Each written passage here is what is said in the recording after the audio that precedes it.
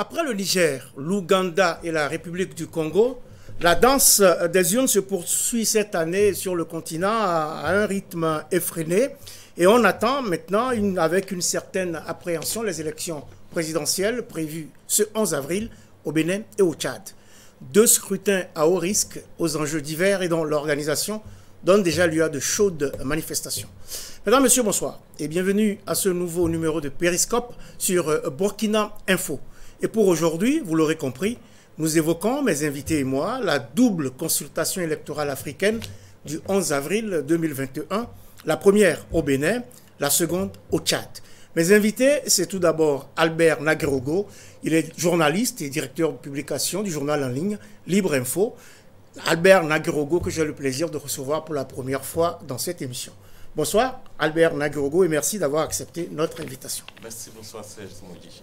Également sur le plateau aujourd'hui, Ahmed Koné, journaliste et consultant en communication et marketing, qui revient sur ce plateau après un bon moment lui aussi. Bonsoir, merci d'avoir accepté notre invitation. Bonsoir Serge et bonsoir aux auditeurs et téléspectateurs. Mesdames, Messieurs, un nouveau bonsoir. C'est le 130e numéro de votre émission Périscope que j'ai le plaisir, et j'espère qu'il est partagé, de vous présenter aujourd'hui. C'est la 7e élection présidentielle de la période post-conférence nationale que le Bénin organise le 11 avril prochain. Et le moins que l'on puisse dire, c'est que ce rendez-vous crucial est mal engagé. Les manifestations qui ont éclaté dans plusieurs villes du pays pour protester contre le processus électoral en cours ont fait ce 8 avril au moins un mort et 6 blessés par balle. La tension reste donc patente à la veille de ce scrutin, Ahmed Koné. Oui, c'est vrai que la tension persiste, mais nous osons croire que nos frères béninois vont se retrouver parce que le Bénin a été quand même un bon parcours en matière de lutte démocratique en Afrique, surtout en Afrique francophone. Et nous espérons, nous, Burkinabés, qu'ils ne vont pas quand même nous décevoir. Parce que les leçons de l'Afrique, après les années 60, nous donnent le sentiment que du schéma a été fait en ce qui concerne la prise de conscience. Et le peuple béninois a montré le chemin à beaucoup de peuples africains. Donc, nous osons espérer qu'ils vont se retrouver. Ils vont se retrouver, a dit Ahmed Koné. La veille de cette élection est plutôt inquiétante. Albert Naguerogo, comment jugez-vous justement cette situation qui devient délétère? Alors, on pourrait dire que ce n'est pas aussi étonnant depuis les élections législatives qu'on avait déjà vu avec les polémiques au Bénin. Et depuis l'arrivée aussi de Patrice Talon au pouvoir, on a remarqué que les contestations ne finissaient pas du tout, avec des condamnations parfois des leaders d'opinion. On se rappelle encore de cette affaire du journaliste qui avait été condamné à l'époque, même si véritablement il n'y avait pas de lien forcément avec le régime. Mais on suppose que c'est également au regard du contexte qu'il y a cette fébrilité-là qui fait que certaines personnes en sont accusées à tort ou à raison.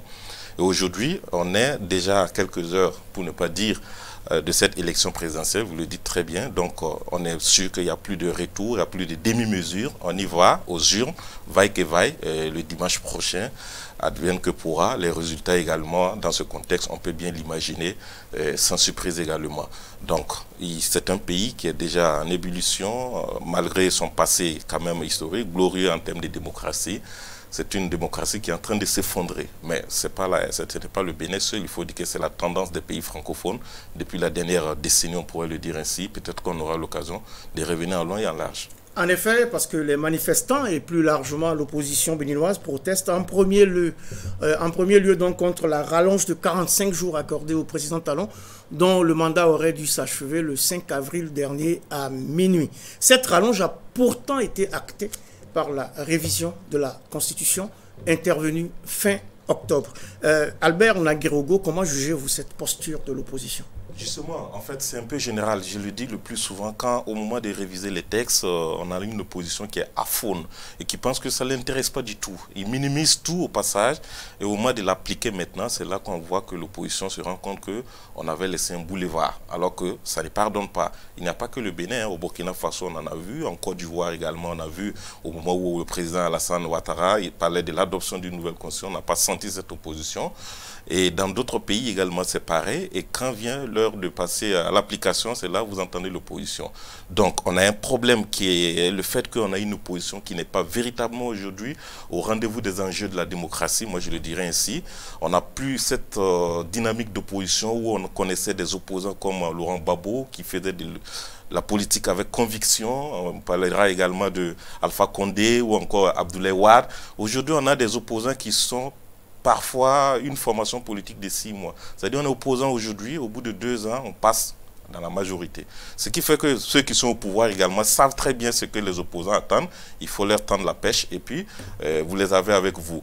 Vous allez voir que si Patrice Talon est élu aujourd'hui, ceux qui crient aujourd'hui dans l'opposition, vous allez les retrouver peut-être dans le premier gouvernement de Patrice Talon ou dans des compromissions qui ne disent pas leur nom et vous serez étonnés. Ouais. Au Niger, tout de suite, on en a vu des cas comme ça où au premier tour, des gens ont fustigé la candidature comment dirais-je, de Mohamed Bazoum. Et au second tour, on a vu des alliances qu'on pourrait appeler des alliances contre nature. On se pose bien la question, mais cet opposant, il y a à peine 1 mois, qui criait contre déjà la candidature de X, se retrouve dans son camp. Et vous allez voir que ce sont ces types d'opposants-là qui font que on a souvent du mal à croire à la politique et même à la démocratie. La Côte d'Ivoire est là. Vous avez vu des opposants qui ont appelé des gens à sortir dans les rues pour barrer le 3e mandat d'Alassane Ouattara. Avec des morts à la clé. Avec des morts à la clé. Mais vous n'avez pas vu cet opposant dans la rue. Ils sont restés dans les salons feutrés. Et quand Alassane a été réélu, vous avez vu aujourd'hui, le langage a changé. Ils sont allés à des élections législatives pour une première fois, sans bruit. Vous avez vu le PDCI, vous avez vu le FPI, on vous dira peut-être la branche Afi Nguessan, mais ils sont partis à une élection législative, ils ont parlé, alors qu'il y a à peine 6 mois, ces mêmes opposants ont contesté la candidature du président Alassane Ouattara. Disons que tout cela s'inscrit dans une ligne de réconciliation, puisque c'est dans l'air du temps, ça aussi. Ah oui. Alors, mais ce n'est pas faute d'avoir contesté cette révision de la Constitution. Les opposants, je pense, avaient donné de la voix, mais cette révision s'est opérée presque en catimini et au niveau du Parlement, qui est essentiellement, quasiment, donc, le Parlement acquis au pouvoir en place. Les 83 députés sont tous de la majorité présidentielle. Alors, Ahmed connaît cette posture de l'opposition qui crie aujourd'hui à la rallonge du mandat présidentiel. Comment vous jugez cette posture? J'estime que nous avons perdu les opposants en Afrique sur le parcours de la démocratie. Si on regarde depuis les années 60 jusqu'à aujourd'hui, nos opposants sont devenus pratiquement des opposants pique-assiette. Je suis désolé, mais c'est ce qui se passe. Et ces opposants ont perdu leur crédibilité. Parce que dans le temps, un opposant, quand il prenait la parole, tout le monde l'écoutait. Même le parti politique au pouvoir avait quand même quelques postures, un minimum de respect. Mais aujourd'hui, les opposants n'ont plus de crédibilité. Pratiquement la plupart ont trahi les masses dont ils se réclamaient. Pourquoi? Parce qu'évidemment, autour de la table, il y a encore de la place. Et ce qu'ils cherchent, malheureusement... Il est mieux d'être autour de la table qu'en dehors. Voilà, exactement. Aujourd'hui, on se demande pourquoi militer. Parce que le militantisme a perdu sa substance. Dans le temps, quand on militait, c'était avec force conviction. Aujourd'hui, vous pouvez recruter les militants qui vraiment ont de la conviction. Vous pouvez essayer de les compter du bout des doigts parce qu'eux-mêmes n'ont plus de conviction. Et c'est ça qui fait en fait la perte de l'Afrique d'aujourd'hui. La substance n'existe plus. On ne s'oppose plus avec effectivement un vrai programme en main qui montre aux masses qu'on a un objectif et que cet objectif, il est différent de celui du pouvoir. On cherche plutôt le pouvoir à tout prix et par conséquent, on cherche une place à côté du pouvoir. Et ça ne peut pas fonctionner puisque les gens voient qu'effectivement, il n'y a aucun changement. C'est les réflexes du parti unique qui continuent toujours dans cette Afrique-là, qui cherche à se démocratiser. Et c'est ça qui fait le problème. Et dans les parlements, on s'arrange, on s'aménage, et puis bon, on essaie de trouver un compromis pour avancer. Donc vous n'approuvez pas cette position de l'opposition qui estime que Patrice Talon ayant été élu sous le joug d'une constitution son mandat devait s'achever le 5 avril, puisqu'elle a prêté serment le 6 avril. Donc, vous n'approuvez pas cette sortie de l'opposition pour dénoncer la poursuite du mandat de Patrice Talon? Non, en réalité, le combat de l'opposition est noble. Sauf qu'il y a un problème de timing. En politique également, il ne faut pas négliger la question du timing. Ça aurait été au moment où on révisait la Constitution, qu'on assistait à cette fronde aujourd'hui, vous allez voir que le rapport de force entre Patrice Talon et l'opposition n'allait pas être la même chose. Mais Patrice Talon sait aujourd'hui qu'à une semaine des élections, ou à 2 semaines des élections, tout est plié. Vous avez les partenaires techniques et financiers qui ont engagé des moyens pour vous accompagner à aller aux urnes. Vous avez toutes les institutions qui sont en branle également pour aller aux élections. Pour rien, vous allez pouvoir faire reculer cette élection. C'est tout comme on finit une élection et puis l'opposition conteste, on vous dit choisissez la voie légale. Allez-y devant le Conseil constitutionnel ou la Cour constitutionnelle. Ouais, mais vous pensez que, sauf tremblement de terre, vous pensez qu'on va finir une élection même si elle est mal organisée pour qu'une Cour constitutionnelle vienne dire qu'on invalide toutes les élections? Il y a très peu d'exemples dans ce cas de figure. Ouais, donc aujourd'hui, très peu justement. Aujourd'hui, au Malawi. Oui, au Kenya, au Kenya, on se souvient qu'il y en avait eu il n'y a pas longtemps avec la réélection de Uhuru Kenyatta. Tout à fait. Voilà. Mais je dis, il y a très peu d'exemples. Et vous êtes d'accord avec moi qu'en tant qu'un bon opposant, vous avez des juristes autour de vous. Vous avez des experts de tout genre. Donc, si vous êtes une opposition aujourd'hui et que vous n'avez pas ces juristes-là qui puissent attirer votre attention depuis longtemps pour dire que la révision de cette constitution risque de créer des préjudices et que vous êtes seul et vous croyez qu'en faisant la politique, on doit aller de façon solitaire, il y a un problème. On n'est pas opposant pour être seul comme si on gérait une entreprise familiale. C'est quand même des experts qui vous entourent, qui savent attirer votre attention. Donc voilà pourquoi j'ai dit que nos oppositions aujourd'hui sont des oppositions également qui ne volent pas forcément haut et il va falloir faire attention. Malheureusement, on est en train d'assister à une autre génération d'opposants qui sont des gens qui reviennent des institutions internationales, qui n'ont pas cette fibre de la politique et qui pensent qu'il faut venir refaire autrement sa vie en créant un parti politique. Et ils ne sont pas à la hauteur de la situation parfois. Question de timing, donc en tout cas, cette constitution a été promulguée le 7 novembre 2019 et c'est l'article 157.3 de cette constitution révisée qui règle cette question en stipulant que, je cite, les dispositions nouvelles concernant l'élection et le mandat du président de la République entrent en vigueur à l'occasion de l'élection du président de la République en 2021. Le mandat du président de la République en exercice s'achève à la date de prestation de serment du président de la République élu en 2021 à 0 heure, fin de citation. Donc il va falloir attendre l'élection de ce président en 2021. L'élection est prévue pour le 11 avril. Patrice Talon, qui est donc le président en exercice du Bénin, au moment de la promulgation de cette constitution, reste en poste à Ahmed Koné jusqu'à la prestation de serment du président qui sera élu au terme des élections du 11 avril. Et en cas de second tour, il y aura donc un second tour au mois de mai. Bien sûr, il a pris toutes ces dispositions. Je crois qu'on ne fera que respecter ce qui a été dit, ce qui a été écrit, ce qui a été signé, ce qui a été voté. Sauf qu'il y avait une victoire au premier tour, c'est aussi historique. Oui, mais j'ai remporté une victoire. Mais il a tout tricoté. C'est légitime, mais c'est normal de vouloir gagner dès le premier tour. Justement, mais les honneurs, on dirait qu'il a gagné au premier tour. C'est un KO, parce que je vois qu'au Bénin également, on parle de talent KO également. Il faut remporter au premier tour. Et ce qui est très malin chez lui, vous avez vu son colistier, c'est une dame qui l'a bien choisi. Et donc aujourd'hui, ça fait le genre, c'est beau. C'est beau. Et contrairement à une autre dame. Voilà, mais c'est beau en tant que... Premier, il est la tête de liste, et puis il a son colistier qui est une femme. On s'imaginerait aux États-Unis, même si on est loin de la réalité, quoi. Oui. D'autant que cette question est très querellée parce que justement, à l'entame de son mandat, Patrice Talon, qui avait fait campagne là-dessus, avait indiqué qu'il ferait un mandat unique. Du mandat unique au mandat renouvelé, Patrice Talon est-il quand même d'une manière ou d'une autre aujourd'hui à l'épreuve de la contestation, Ahmed Koné? Non, c'est-à-dire que c'est du déjà vu. Hein. Je crois que nos chefs d'État sont passés maîtres dans l'art de manipuler les constitutions. Les tripatouillages, c'est une réalité. On vit ça depuis des années. Il faudrait on ne peut pas dire techniquement qu'il a tripatouillé la Constitution, puisque quand on tripatouille la Constitution, c'est pour se perpétuer au pouvoir. Et ça arrive souvent quand on a fini de faire son second mandat et qu'on recherche un troisième. Lui n'en a fait qu'un. C'est vrai qu'il avait dit qu'il n'en ferait qu'un. Oui. Et après, il a réglé cette question depuis, en disant que c'est terminé, puisqu'il n'a pas réussi à constitutionnaliser ce mandat unique qu'il voulait pour le Bénin. On a vu ce qui s'est passé au Sénégal, non? C'est où? En fait, on prend un engagement qu'on ne respecte pas parce qu'on n'a pas d'obligation particulière. Oui. Et parce qu'on sait quel type d'opposant on a en face. C'est ce qui se passe aujourd'hui en Afrique. Les chefs d'État font ce qu'ils veulent parce que tout simplement, ils n'ont personne en face.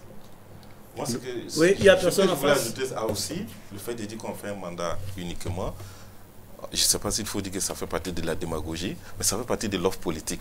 Vous êtes béninois et vous avez un candidat qui vous dit que moi, au pouvoir, je fais un seul mandat et je quitte le pouvoir. Vous imaginez l'effet que ça fait dans la tête des Béninois, le rêve que ça donne.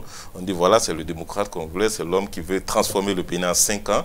Et après, quand on est élu, on cherche maintenant les moyens de pouvoir chercher un deuxième mandat. Mais ça peut faire partie de la stratégie aussi. Oui, sauf que dans la tête de Patrice Talon, il ne s'agissait pas pour lui de garder la Constitution en l'état et de venir faire un mandat de 5 ans et de repartir comme Nelson Mandela, par exemple. Non, c'était de réviser la Constitution pour instituer un mandat unique au niveau du Bénin, pour que tous les chefs d'État qui vont venir, même après lui, ne fassent qu'un mandat unique, quitte à rallonger la durée de ce mandat-là. Non, mais ça ne peut pas prospérer. On ne peut pas venir dire à la Constitution qu'on veut instituer un mandat unique. C'est-à-dire, vous le voulez bien. Au terme de votre mandat, vous renoncez, je ne suis plus candidat à un deuxième mandat, j'avais fait la promesse, je respecte ma promesse et je pars. Il n'y a pas d'obligation. On peut réviser la Constitution dans ce sens. Il n'y a pas d'obligation. Mais si vous révisez la Constitution dans ce sens également, celui qui va vous succéder aussi, il peut réviser la Constitution. Aujourd'hui, Patrice Talon a quand même fait des réformes. On dira qu'au début, des gens, ça fait miroiter. Quand il a réduit quand même le nombre des ambassades dans certains pays où il a trouvé que c'était budgétaire, on a salué.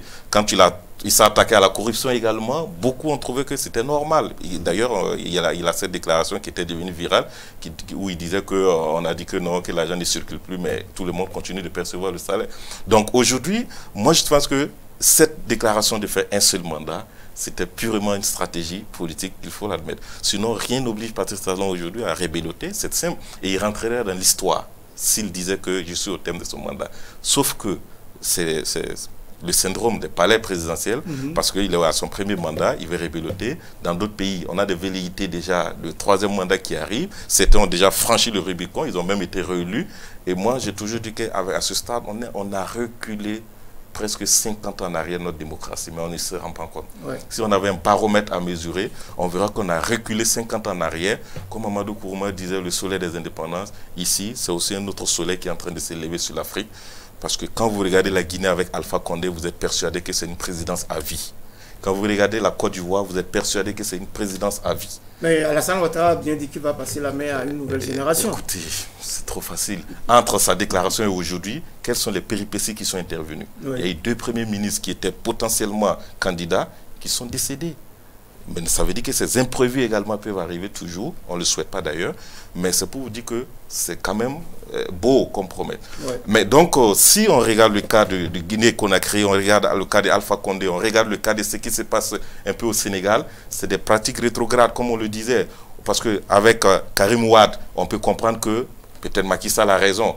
Mais quand on vient à Khalifa Sall, qui était potentiellement un opposant, on peut commencer à douter de la raison. Quand on arrive à Ousmane Sonko, on peut se dire là, on est en train de répartir dans l'histoire de parti unique où il faut trouver quand même des trucs pour accuser son opposant, l'intimider ou l'envoyer en prison. Quand on part au Tchad, qu'on aura l'occasion d'en parler également, on dira que Idriss Déby est bien parti pour une présidence à vie. Au Congo-Brazza, Sassou Nguesso a été réélu. Il vient d'être réélu avec un score stalinien. Voilà, au Bénin, on voit ce qui est en train de se passer. Alors, le Niger... Sauf qu'au Bénin, il n'est plus possible de faire 3 mandats. Justement, mais le coup aujourd'hui qu'on est en train de subir également montre que ce n'est pas forcément ce qu'on aurait aimé voir. Et donc, moi j'ai dit tout ça c'est des problèmes. Et quand on regarde l'ère des coups d'État où on avait dit que c'est dépassé, on en a vu avec Ibeka au Mali.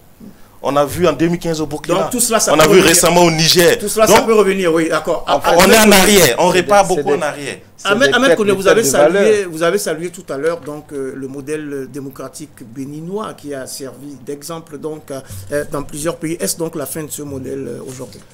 Oh, je crois que les Béninois peuvent toujours nous surprendre en refaisant encore, j'allais dire, l'histoire. Parce que n'oubliez pas que le Bénin, c'est aussi l'ancien quartier latin, d'une certaine manière. Ce n'est pas une pépinière même, c'est quand même un champ où il y avait quand même beaucoup d'opposants, de grands idéologues. Je reste convaincu que les Béninois sont capables du sursaut historique.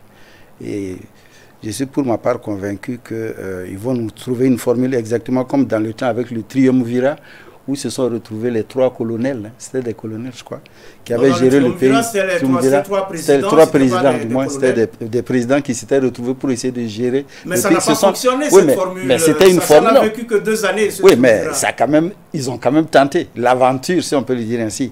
En fait, c'est pour dire que il y a des valeurs culturelles que nous avons en Afrique et que les hommes politiques ont perdu de vue depuis très longtemps. Si on refaisait un peu, si on avait un petit recul pour voir quelles sont nos valeurs culturelles qu'on a perdues, pour que nos hommes politiques apprennent à respecter la parole donnée, je crois qu'on ferait un pas. Aujourd'hui, c'est un des problèmes que nous avons. Et que vous regardez du côté du pouvoir politique ou du côté de l'opposition, je crois que, pour moi, la perte de crédibilité est liée à cela. C'est pour cela que les hommes politiques ont appris à chosifier la Constitution, qui est quand même aussi un engagement formel vis-à-vis de l'électeur et vis-à-vis de l'opinion internationale. Si on en arrive à tricoter des constitutions, à faire voter des lois qui vous donnent des facilités, mais je crois qu'on ira de travers en travers. Mais moi, je reste bien convaincu que les Béninois vont nous surprendre agréablement dans les mois et années à venir. Parce que Talon avait besoin quand même d'un peu de marketing, comme il a dit, l'offre.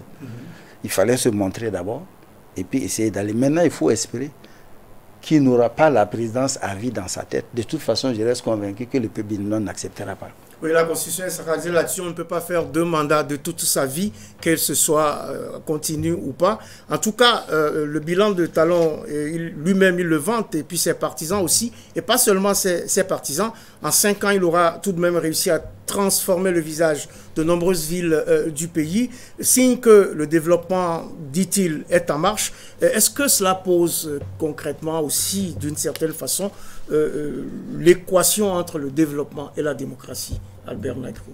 Oui, il y a ça aussi. C'est vrai qu'aujourd'hui, le développement, on en a besoin. La démocratie également, on en a besoin. Mais parfois, il faut aussi avoir des reins solides pour pouvoir mener la démocratie, parce que il y a beaucoup de choses. C'est une gestion en quelque sorte participative, et donc on ne peut pas aller seul. Patrice Talon peut-être a l'avantage aujourd'hui d'avoir fait le milieu des affaires avant d'arriver au Bénin, ce qui peut être à la tête du Bénin, ce qui peut être un avantage pour lui.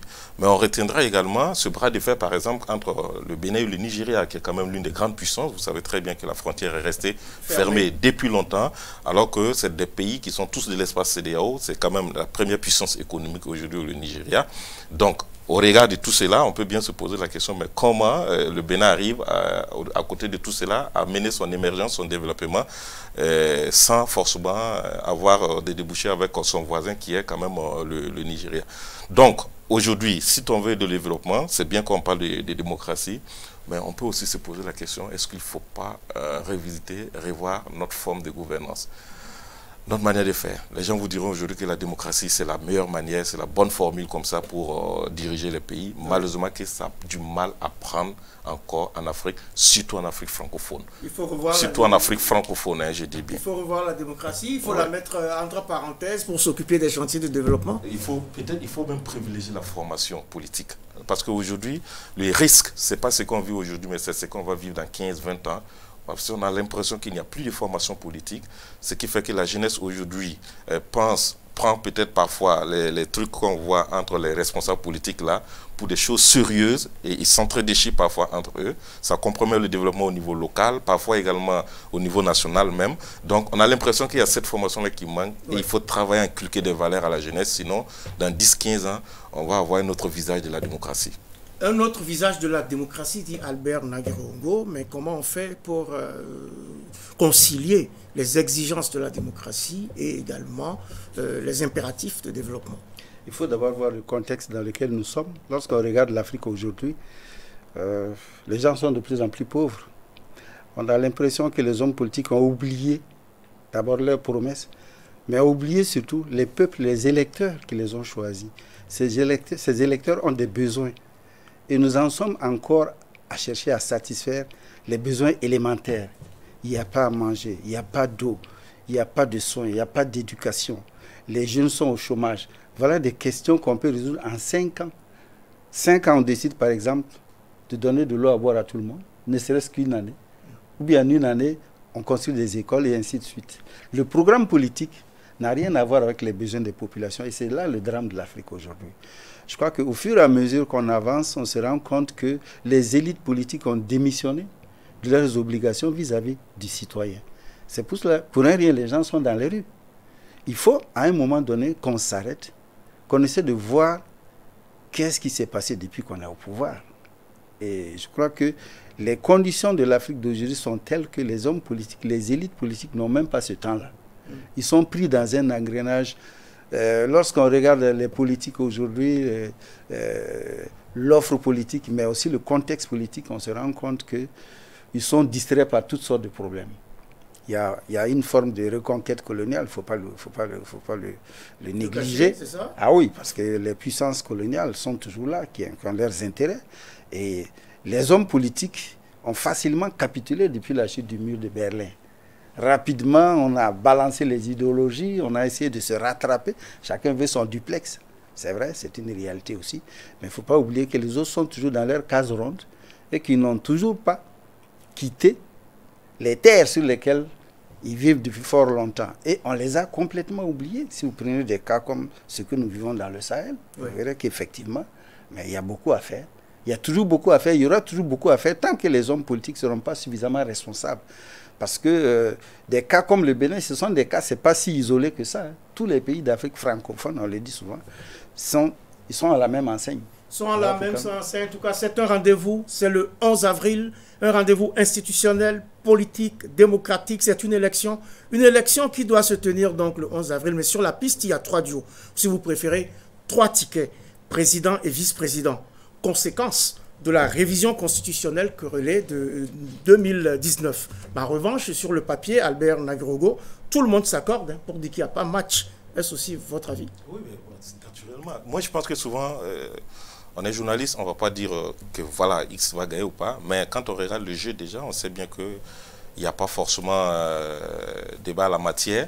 Peut-être aujourd'hui que Patrice Talon peut se poser la question, où est dans sa tête, il y a un score que je vais atteindre, c'est ce score-là que je vise. Aujourd'hui, vous êtes d'accord que... Mais à vaincre sans péril, on triomphe sans gloire. Non, en fait, c'est le risque aussi. Moi, j'ai toujours dit le problème, c'est que les gens pensent que les politiciens, excusez-moi, hein, en politique, les gens pensent qu'il y a la morale.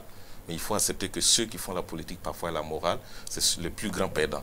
Parce que parfois en politique, lui, il ne regarde pas le score. Qui est en face. Non, c'est pas ça. L'essentiel pour lui, il a un objectif à atteindre.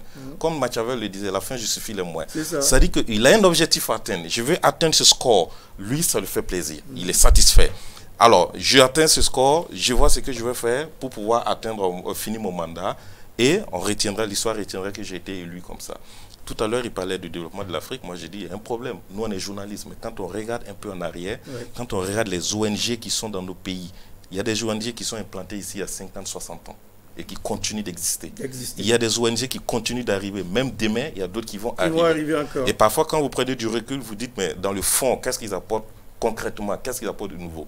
Et eux, ils ont même fait les études, ils ont montré que même les projets de développement, souvent, il y a à peine 40% du projet qui réussit. C'est-à-dire que le reste, on ne sait pas où ça rentre. Mais ils continuent.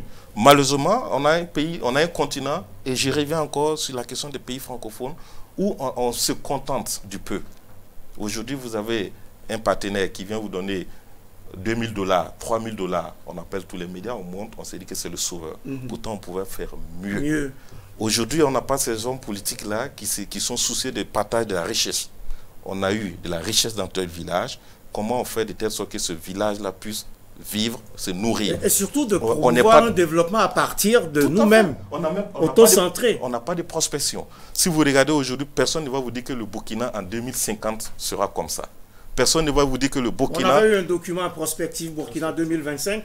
Mais et puis après, je crois qu'à l'époque, Blaise Compaoré avait créé le ministère avec, je crois, c'était Jacques Guédé, non, le ministre, à l'époque, le ministère de l'analyse et des prospectives.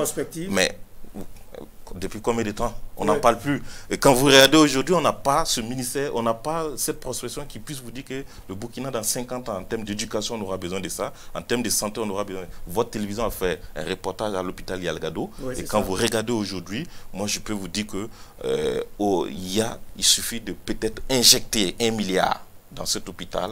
On verra que l'hôpital va changer de visage. Mais on va faire peut-être 5 ans sans avoir 1 milliard pour injecter ici. On va aller faire peut-être coudre de l'ancien avec des fils, comment dirais-je, et après... On va chercher à faire du neuf avec le vieux, et puis ça ne fonctionnera pas, et puis ça va Et continuer. on va attendre un partenaire qui va venir faire un don de 100 millions, et on va sauter, on est joyeux, on va en réception. Il faut changer tout ça, il faut changer cette façon de faire, cette perception. Alors, Ahmed Koné, est-ce aussi votre avis qu'il n'y a pas match? Oui, je pense que l'un des premiers chantiers, c'est la lutte contre la corruption.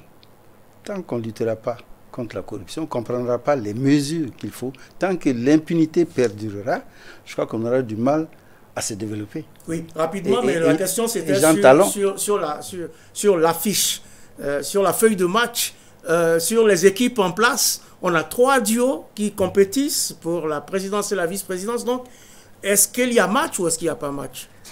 Vraiment, comme l'a dit Nagrago, je crois qu'il n'y a pas match. Hein. Je reste convaincu que Talon va gagner. Et quand Talon va passer, il fera ce qu'il voudra.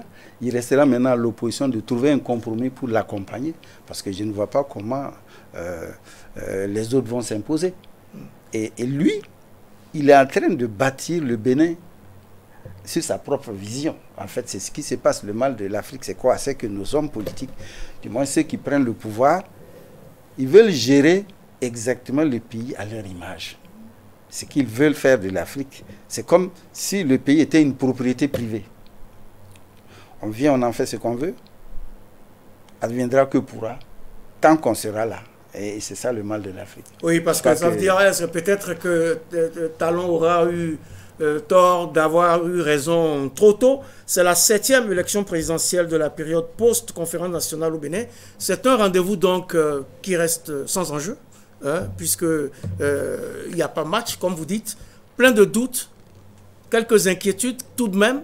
Au regard des développements, est-ce que vous croyez que cette journée du 11 avril va se passer relativement bien? Comment voyez-vous justement cette journée? Vous voulez dire que sans violence, quoi? Voilà, sans violence, sans perte en vies humaines, sans heurts. Non, en la matière, il n'est pas exclu qu'il y ait des violences. Le risque zéro n'existe pas, oui, c'est ça? Naturellement, il n'est pas exclu. Mais maintenant, est-ce que ces violences-là auront un incident majeur sur les résultats du scrutin? Naturellement, les observateurs internationaux vous diront que l'incident n'est pas forcément de nature à entacher la crédibilité du scrutin. On connaît le langage déjà, ça ne change pas, c'est comme ça.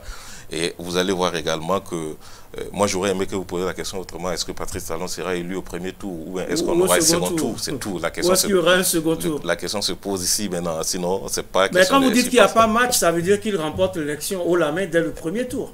Non, il n'y a pas match, je veux dire, mais que ce soit un premier tour, que ce soit un second tour, une chose est sûre, le monsieur il passera. Maintenant, c'est comment il veut passer. C'est lui-même qui va se donner, il va dessiner son chemin. C'est lui qui va décider de comment il va remporter cette élection. Est-ce que je vais passer au second tour?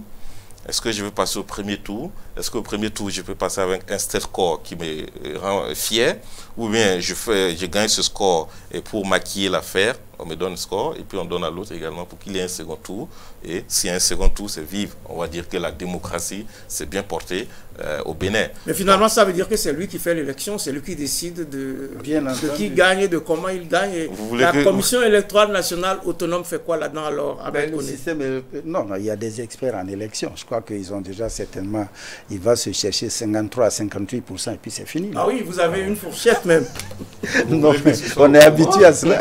On est habitué à cela. Je crois que le talon KO peut bien se réaliser. De toute façon, il a les données en main. Je crois qu'il a les cartes en main. Je reste convaincu qu'il y a de fortes chances que Talon passe au premier tour parce qu'il a tout prévu. Il a tout prévu en espérant qu'il n'y ait pas de violence parce que c'est ce dont nous avons besoin le moins sur le continent. Oui, rapidement. Non, en fait, ce que je veux dire, c'est qu'on est tous dans le même espace CEDEAO et aujourd'hui, il n'y a aucun pays dans l'espace CEDEAO qui peut crier gare. Parce qu'on a vu les précédents comme la Côte d'Ivoire, la Guinée, et c'est passé comme une lettre à la poste. Oui.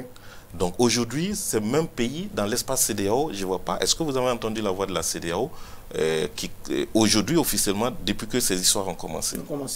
Donc ça veut dire que le problème aussi, il est à ce niveau. Donc plus on est en train de créer des... La CEDEAO est passée à Cotonou, a estimé que le processus est bien engagé. Voilà. Et donc je pense que le terrain est balisé. Voilà. Je pense qu'actuellement, tout est de contenir cette contestation afin que le scrutin se tienne dans des conditions relativement acceptables. De la manière dont on crée ces cycles-là au niveau national, c'est un problème qui est en train d'aller au niveau communautaire parce que de plus en plus, il serait difficile de dire à un président de ne pas faire un troisième mandat.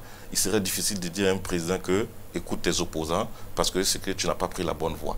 On est en train plutôt d'assister à un espace communautaire qui légitime au fur et à mesure ce qui devait être condamnable, malheureusement. Et pourtant, il faut condamner, en tout cas, élection un peu tendue, tout de même à Cotonou, scrutin présidentiel tout autant contesté avant la lettre à N'Djamena, la capitale du Tchad. Parcourons donc allègrement dans cette émission les 2113 kilomètres qui séparent Cotonou de N'Djamena, de ces deux capitales africaines. Peut-on dire que d'un côté comme de l'autre, à quelques variantes près, on retrouve presque la même réalité électorale, Ahmed Koné? Bon, réalité électorale, oui, mais parcours différent, puisque quand même Idriss Déby est un vieux combattant et qui est là depuis des décennies maintenant. Mais il est évident qu'il va gagner encore et qu'il va se maintenir au pouvoir. Mais l'opposition n'aura que ses yeux pour pleurer. Je crois que ce qui se passe au Bénin s'apparente à ce qui est en train de se passer aussi au Tchad, parce que tout simplement, l'homme au pouvoir fait tout pour se maintenir. Il fait tout pour se maintenir. Arrivé au pouvoir en 1990 au détour d'un coup d'État militaire, Idriss Déby Itno, 68 ans, dont 30 au pouvoir, a déjà été réélu à 5 reprises à la tête de son pays. Celui qui s'est fait récemment bombarder maréchal n'attend donc rien d'autre que d'être reconduit à son poste à l'issue du scrutin prévu le 11 avril, Albert Naguerongo.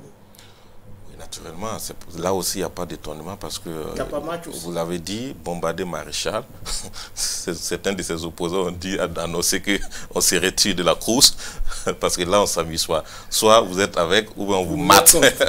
On vous mate et puis même en famille, on ne vous laisse pas du tout. Et la différence, c'est que Talon, lui encore, c'est un mandat, il a fait, il veut un deuxième mandat. On peut dire qu'il peut encore rester dans le truc, dans le schéma un peu truc. Mais Idriss Déby, on ne parle plus du nombre de mandats parce qu'il a 30 ans au pouvoir. Et lui, il a au moins 2 recettes ou 3 recettes différentes parce que lui, il joue, il surfe sur le terrorisme aujourd'hui parce que c'est quand même l'un des pays de l'Afrique qui, surtout en Afrique francophone, qui avance allègrement contre le terrorisme, et quand ça chauffe, il monte lui-même au front et il frappe fort. Donc là, il a la diplomatie qui joue en sa faveur, notamment l'ancienne puissance, la France, qui ne dit pas mot. Alors, il a également une partie de l'Afrique qui a une griffe malade, l'Afrique centrale aujourd'hui, qui ne se porte pas très bien. La Centrafrique est très mal en point. Ouais. Le Congo-Brazzaville, mal en point. Le Cameroun, mal en point. Vous prenez la RDC aujourd'hui à des querelles politiques. Donc, il n'y a personne pour dire à Idriss Déby que, écoute, il faut que tu t'assoies avec tes opposants pour que vous puissiez parler un langage, pour qu'on ait des élections apaisées. Donc, aujourd'hui, il est laissé à lui. C'est un boulevard également et on est persuadé qu'il sera réélu sans véritablement beaucoup de constatation, sans difficulté, quoi. Réélu sans difficulté, pourtant l'ONG Human Rights Watch a indiqué ce 8 avril que, je cite, les forces de sécurité tchadiennes ont exercé une répression implacable contre les manifestants et l'opposition politique à l'approche de l'élection présidentielle du 11 avril 2021, compromettant ainsi la possibilité pour les Tchadiens de choisir librement leurs représentants élus. Fin de citation. Bon, cette décision, cette élection, pardon, se tient finalement dans un climat de terreur, Ahmed Koné. Pour le cas du Tchad, il faut reconnaître que le Tchad, depuis son indépendance, a rarement eu la paix. Idriss Déby a fait ce qu'il a pu, mais son pays reste toujours un pays fragilisé par d'abord sa grandeur, parce qu'il faut dire que le Tchad a plusieurs frontières, et n'oublions pas que le Tchad aussi, c'est un pays qui est entre les pays arabes et puis l'Afrique subsaharienne, côté ouest. Et sans oublier que toutes ces frontières sont difficiles à gérer. Et vous avez la Libye, qui a toujours été un voisin, un frère ennemi. Et Idriss Déby a beaucoup d'opposants. Il a des opposants qui se réfugient tantôt dans tel pays, dans tel autre. Mais il a réussi à écarter tous ses adversaires politiques, notamment notre confrère Saleh Kebzabo. Et aujourd'hui, le contexte de terreur, j'allais dire que nous sommes coutumiers de cette situation parce que depuis l'avènement de Hissène Habré, suivi de celui de Idriss Déby, son beau-frère, je crois que les velléités de tensions se sont toujours confirmées au fur et à mesure. Il n'a pas le choix, puisqu'il veut se maintenir. Et je crois qu'étant devenu maréchal, il ne faut pas qu'il perde la guerre. C'est ça qui s'est mis dans la tête. Et il va tout faire pour ne pas faire la guerre. C'est la nouvelle guerre. Cette élection, c'est une guerre qu'il faut qu'il remporte. Évidemment. Moi, vous avez parlé de l'ONG Amnesty, c'est ça, international tout à l'heure. En fait, je dirais Human Rights. En principe, c'est des rapports que nous, on devrait tenir compte. Malheureusement, en Afrique, on fait fi de ces rapports. C'est ça. Quand ces rapports tombent, on dit, écoutez, c'est des choses commentées. Et ce qui est dommage également, on n'a pas une société civile aussi qui prend la relève pour montrer à quel point il faut soutenir par exemple ces rapports. Oui, c'est parfois également, il y a des erreurs, il y a des irrégularités dans ces rapports, mais on n'a pas forcément cette expertise pour apporter le contraire de ce que disent ces rapports. À part les pouvoirs publics eux-mêmes qui se débattent pour démentir. Tout à fait. Donc finalement, ces rapports ne servent pas véritablement en Afrique ou à nos dirigeants. C'est-à-dire, ils le voient comme des choses, il faut les laisser produire les rapports. Le plus souvent, c'est des rapports sur lesquels également des grandes puissances comme les États-Unis ou la France, les partenaires s'appuient parfois pour vous attribuer de l'aide ou bien revisiter leur coopération avec vous. Et ils s'appuient sur ça. Et donc, souvent, c'est des trucs qui sont considérés à un niveau qui n'est pas au niveau national. Sauf que le cas d'Idriss Déby, Idriss Déby a déjà subi les sanctions des États-Unis plusieurs fois. Ça ne l'inquiète pas, ça ne l'intimide pas. Vous prononcez des sanctions contre le Tchad, Idriss Déby, vous prenez les sanctions, quand vous serez content, vous levez vos sanctions encore et la vie continue. Donc aujourd'hui, ces rapports de Human Rights, forcément, n'inquiètent pas Idriss Déby. Et je l'ai déjà dit, il a une puissance aujourd'hui qui est la France, il soutient. Et moi, j'ai toujours dit, c'est là aussi où la France est encore en train de rater son virage avec l'histoire de l'Afrique. Parce qu'on a vu récemment qu'il y a ce sentiment en griffe anti-français qui naît dans les pays francophones. La France avait l'occasion de se racheter avec ces histoires de troisième mandat, ces histoires également de non-respect des droits humains. Mais quand vous voyez un pays comme le Tchad, Idriss Déby qui va en France, qui est reçu par Macron, on se demande parfois que Idriss Déby, est-ce qu'il n'est pas devenu indispensable vis-à-vis de l'Occident? On peut se poser la question, quelle est la responsabilité par exemple de la France vis-à-vis de cette jeunesse africaine qui aspire au changement, qui veut voir l'alternance? C'est dommage. La France aurait haussé le ton en Côte d'Ivoire ou en Guinée ou au Tchad. Vous verrez que c'est une jeunesse africaine qui l'applaudirait. Et on a vu Guillaume Soro, malheureusement à son corps défendant et ses opposants ivoiriens, passer le temps à appeler la CEDEAO, l'Union européenne, la France, pour condamner ce qui s'est passé en Côte d'Ivoire, mais silence radio. Silence radio. En tout Donc cas, ça nous inquiète davantage. Le tableau en Tchad, il est tout de même saisissant. On n'oublie pas l'épisode du 28 février dernier, lorsque le domicile de Yaya Dillo, un dirigeant de l'opposition politique et candidat à la présidentielle, a été brutalement attaqué. Une attaque qui a tué sa mère, âgée de 80 ans, et blessé 5 autres membres de sa famille. Human Rights Watch encore indique que ces recherches ont montré que, je cite, les forces de sécurité ont utilisé des gaz lacrymogènes pour disperser des manifestants pacifiques à N'Djamena les 6 février, 15 février, 20 mars et 27 mars, blessant des dizaines de manifestants et de passants. Elles ont également procédé à l'arrestation arbitraire, c'est-à-dire les forces de sécurité tchadiennes, à l'arrestation de 112 membres et sympathisants de partis politiques d'opposition et d'activistes de la société civile, dont certains ont été roués de coups et soumis à d'autres mauvais traitements. Fin de citation. Le tableau est saisissant et on se demande bien comment on peut arriver à de telles extrémités dans le cadre d'une élection qui se veut démocratique. Conséquence, plusieurs candidats de l'opposition se sont retirés de la course et prônent même le boycott, tandis que d'autres estiment que la politique de la chaise vide n'est pas une bonne stratégie. On l'a déjà dit, Idriss Déby a un boulevard devant lui. Et comment jugez-vous justement, là aussi, la posture de l'opposition dans cette affaire d'élection? Oui, je pense que ça se comprend. Lorsque l'opposition se rend compte que ça ne vaut pas la peine, elle n'y va pas. Et on est habitué à ça depuis longtemps en Afrique, là. Et ce qui se passe au Tchad nous donne le sentiment, le goût amer, j'allais dire, du futur de l'Afrique. C'est-à-dire que nous avons les hommes politiques qui ont démissionné en ce qui concerne la défense des intérêts de l'Afrique. Et l'opposition, lorsqu'elle veut se mettre en branle, n'arrivent pas du tout à se discipliner. Et il y aura toujours des opposants qui vont aller à la table. Hein. Ça, il faut se le dire. Mais comment s'organiser pour faire face? C'est là où le problème de la guerre idéologique reprend. Parce que lorsqu'on n'arrive pas à tricoter quand même un parchemin qui vous rassemble et vous permet de constituer un front face à un pouvoir politique qui a de l'appui extérieur, c'est évidemment perdu d'avance. Et c'est le problème. Le Tchad, j'ai dit, la position stratégique du Tchad fait que la France ne va jamais abandonner le pouvoir politique. Ça, il ne faut pas se faire des illusions. Donc, il faut bénéficier aussi de cette position stratégique du Tchad dans la région et aussi de ce qu'elle entreprend ou qu'elle peut entreprendre au Sahel. Oui, naturellement. Vous avez vu que c'est la base de Barkhane. Aujourd'hui, N'Djamena se constitue la base de Barkhane. Mais à la fois également, comme je le disais tantôt, il a apporté beaucoup de fois son soutien militaire à beaucoup de pays, non seulement en Afrique centrale, mais également au Sahel, où jusqu'à présent, il a démontré que c'est la seule puissance, c'est la seule armée qui est quand même à la hauteur de la situation des terroristes.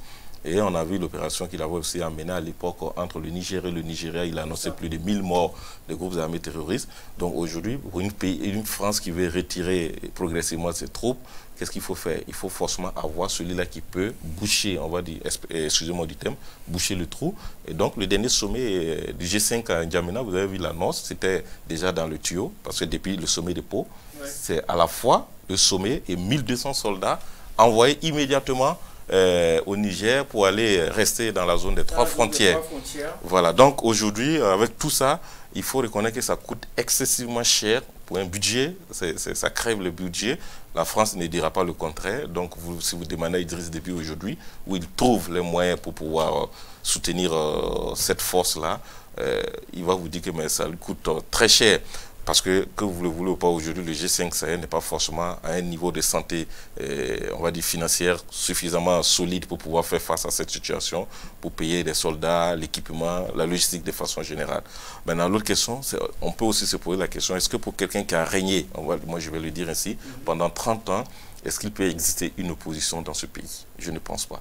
Parce que vous serez traqué régulièrement et vous serez retranché jusqu'à votre dernier, comment dirais-je... Vous serez poursuivi jusqu'à vos derniers retranchements. Ah oui. Donc, on a beau tenter de faire l'opposition, de jouer l'opposition, ce serait difficile. Et l'exception nous a été donnée il y a quelques années en Gambie avec Yahya Jammeh, mais ce n'est pas sûr que ça puisse se poursuivre encore dans d'autres contextes, parce que là même avec la victoire aussi du président Barrow à l'époque, on a vu qu'à un moment donné, Yahya Jammeh même avait envie de récupérer ou de revendiquer la victoire. Donc moi je ne pense pas que 30 ans de règne après, on puisse avoir une opposition solide qui puisse être à la hauteur de la situation. Si on n'a pas une opposition solide, si on n'a pas une force de proposition et d'alternance ou d'alternative, comment on fait pour changer? Comment on produit le changement à Ahmed Koné? Je dis le meilleur changement, c'est de rester aux côtés effectivement des populations à la base. Il faut que nos opposants apprennent à travailler, même sans, comme on dit, sans moyens. C'est-à-dire qu'il ne faut pas tout laisser entre les mains du pouvoir politique. Il faut que nos opposants travaillent quotidiennement avec quand même la majorité de la population. Les opposants travaillent avec les populations, ces opposants mais ils font que de la sensibilisation. 5 ans, 10 ans, 15 ans, et puis après, ils se lassent. Non, mais si vous êtes en ville et vous faites des discours, on ne vous voit pas sur les chantiers, il faut travailler aussi. Les opposants peuvent s'organiser parce qu'il y a des ONG, comme il a dit, il y a des ONG qui viennent en Afrique, et on fait des enquêtes, etc. etc. Mais si la société civile bouge, comme elle le fait de plus en plus, je crois qu'il y a moins une prise de conscience au niveau des populations. Et c'est ça qui fait que les gens se jettent dans la rue. Mais si vous êtes assis seulement en ville, à vous agiter seulement quand il y a des élections, alors que les gens meurent de faim dans les villages, mais je crois que en fait, d'opposants, vous aurez des problèmes. Parce que les gens, la crédibilité s'en va au fur et à mesure. On ne voit pas les opposants, ce n'est pas pendant les élections. Et vous allez voir, les populations, justement, multiplient les t-shirts des partis politiques. C'est ça qui prouve qu'on vous met c'est les mêmes enseignes. Quoi. Alors, Albert Nagrogo voulait réagir. Oui, je voulais réagir. Je suis d'accord avec lui parce que moi, je fais partie de ceux qui pensent que l'opposition n'a de rendez-vous avec la population qu'à 2 mois, 3 mois ou à 6 mois de la présidentielle. Mais le cas, par exemple, tchadien, c'est difficile. Il faut que je ne vais pas dire qu'il faut que ce soit exactement le cas burkinabé, mais il faut que ce soit des opposants importants qui quittent le pouvoir. Parce que 30 ans de règne... Il y en a qui ont quitté les rangs du pouvoir, comme l'ancien Premier ministre qui est maintenant candidat, comme certains autres qui ont composé avec le pouvoir et qui sont partis. Justement, on peut quitter, mais l'organisation pose problème. Quand vous prenez par exemple le pays comme le Tchad aujourd'hui, 30 ans, c'est l'appareil d'État qui est entre les mains du monsieur comme ça. Ça veut dire que vous avez une armée qui est totalement acquise à votre côte. Vous avez également les cadres de l'administration qui sont acquis à votre côte. Vous avez les multinationales qui sont des soutiens importants également pour vous. Donc il faut véritablement une force qui sorte de ce pouvoir-là et qui arrive à travailler avec les opposants qui travaillent déjà avec la base pour pouvoir réussir, espérer véritablement un changement. Parce que ce qui s'est passé au Tchad, l'assaut qui a été lancé sur la famille, comment dirais-je, contre la famille de Dilo, oui. Vous allez comprendre que ailleurs, peut-être que ça n'allait pas arriver aussi vite comme ça.